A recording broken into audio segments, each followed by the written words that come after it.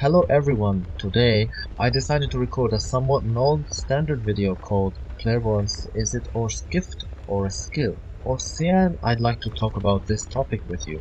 I've already made a lot of videos on the subject of the subtle plane in general, what it is, how I see it, how I manage to see what I need to see, how to properly ask to see certain things on the subtle level, but I feel like I've been missing one angle. Or more precisely, I didn't really reflect on it before, but now I decided to focus my attention on it. As a person, I tend to do very deep introspection, including studying certain moments in my life, tracking my own states, the cause and effect relationships, everything that's led me to where I am. The subtle plane has certainly helped because, well, it's all connected.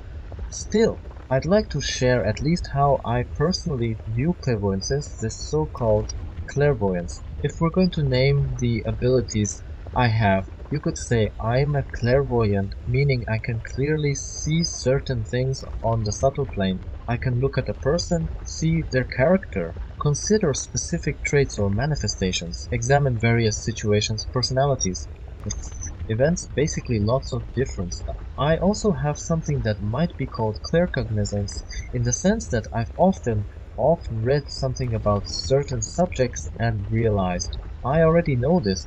It feels obvious to me, and when I'd wonder, where did that knowledge come from? I'd understand it was my internal knowledge that I arrived here with, something my soul possesses. So, I simply know many things by default, which you could call claircognizance. Also, I've always felt I've always in the role of a medium, a person who communicates with spirits, what we call the dead, although that's not exactly how I think of it. The people say medium, usually in reference to talking with those who have passed, but I always felt it was something more than that. For instances, when my grandmother died, I was 8 years old, second grade.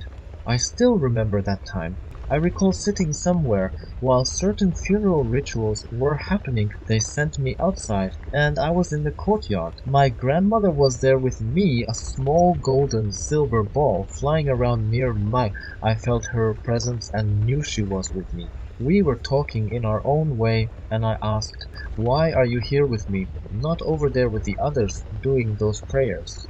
She basically said, "I don't need all that, I'd rather be here next to you.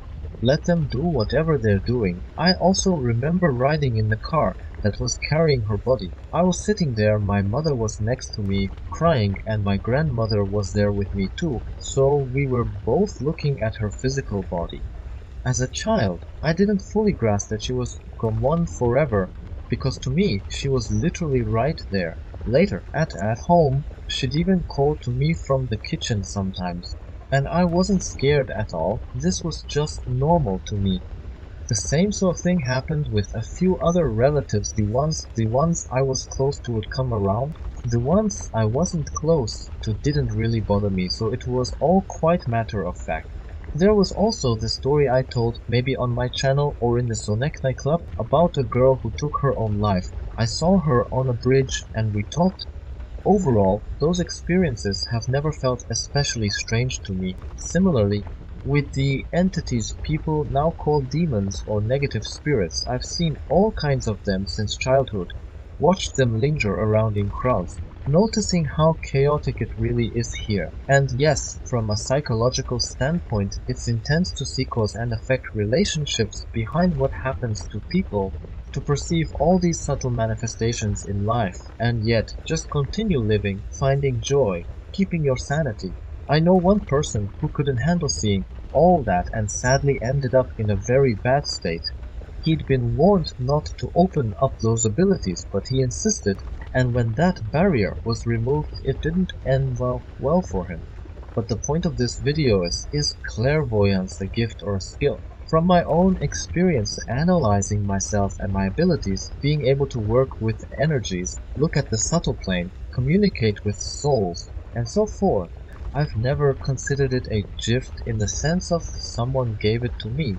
It never resonated with me that higher powers or lower powers handed me something. Because when I question myself, what do I have? How does this happen to me? I always knew that other people typically didn't have exactly these experiences, and I realized it was my own quality, a trait that my soul developed. It wasn't bestowed by someone. Nobody said, "Here, use this." I knew that in some way. I had worked for it through multiple past lives, like I toiled, so to speak, to gain these abilities. That realization is also an aspect of clairvoyance. I just knew it. I'm not sure how I knew. My soul remembered. The same goes for what I recall about past lives, the subtle plane, and so on. So, if we look at this from the angle of gift or skill, especially in physical terms from the soul's perspective, it's more of a skill. Just like no one hands you the knowledge to become a brilliant engineer. You study for a long time, work on projects, learn, and eventually become a top-notch engineer. Or if you want to be a great chess player, you practice a ton. The soul similarly invests huge amounts of time, multiple lifetimes, to acquire certain skills. It's not as easy as, say, learning to draw in one go. It's an immense effort over time.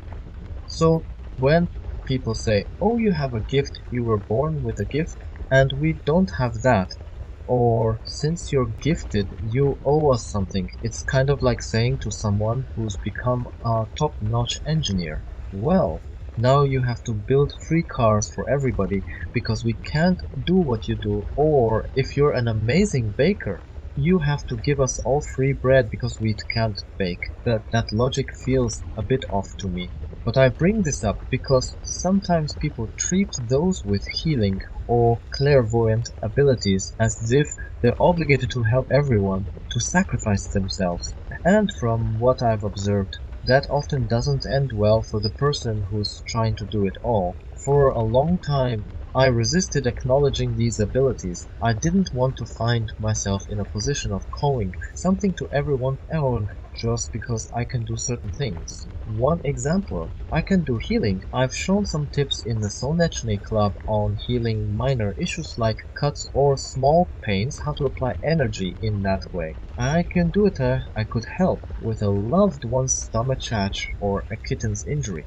But that doesn't mean I have to become everyone's personal healer. This sense of, "oh, you're obligated to do it for all of us," just doesn't sit right with me. Similarly with intentional work, like fulfilling people's wishes. Some folks say, Nadezhda, can you launch an intention so that everyone's desires come true, like a genie in a lamp?" That's not how I see it. People sometimes think it's so easy. Just wave your hand or close your eyes, see something, and there you go. But in reality, it's a lot of work, physically, too. That brings me to the crux of this whole topic. In addition to being a skill of the soul, it's something your physical body has to demonstrate. Because to see the subtle plane, to treat someone energetically, to cast an intention, those are huge internal processes requiring a lot of energy. The brain especially has to put in serious effort to decode the subtleties you pick up. Our hormonal system gets involved too. I've recently looked into alpha, beta, theta, delta brain waves. Typically, the brain switches from one state to another. But in my case, when I'm doing readings on this subtle plane, looking at people, places, situations, my brain seems to work at two frequencies at once. I see synchronization of the right and left hemispheres. There's a moment where alpha and beta waves operate simultaneously, letting me process the incoming information right here in the present. That's how I can both see subtle details and form mental images, and sometimes speak it out loud in the moment. This flow state is something I often mention. When I record my videos, I'm in that flow, letting my soul speak, communicating emotional states and mental images.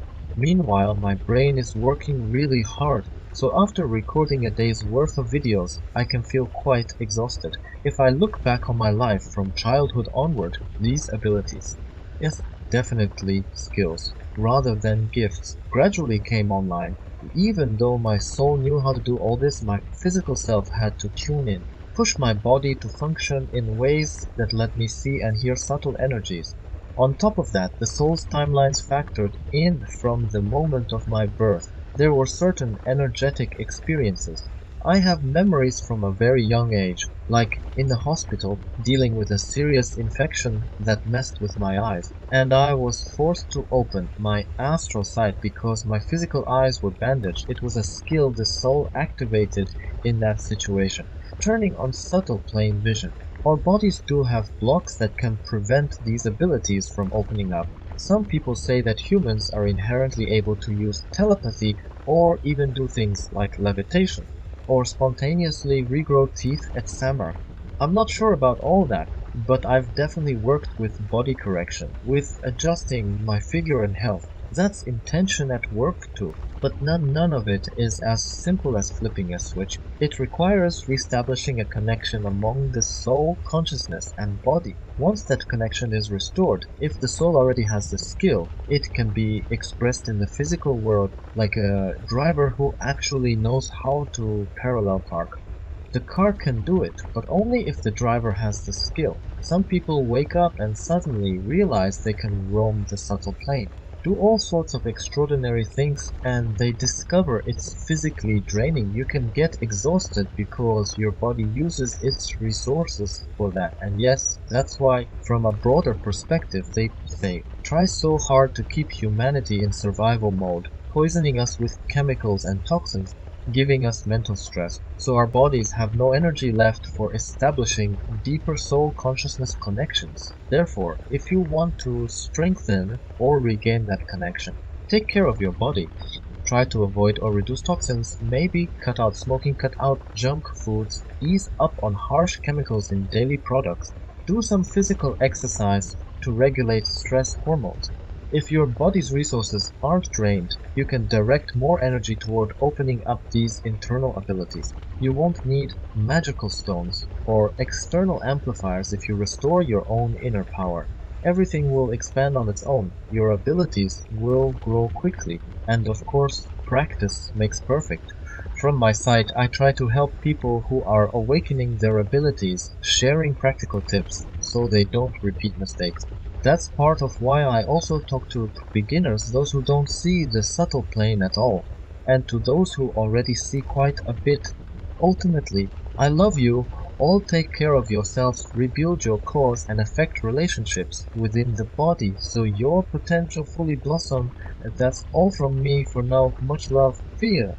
Thanks for watching. Please like, subscribe, and share my channel. Become a member of my Telegram channel and discuss with like-minded people as a supporting club member.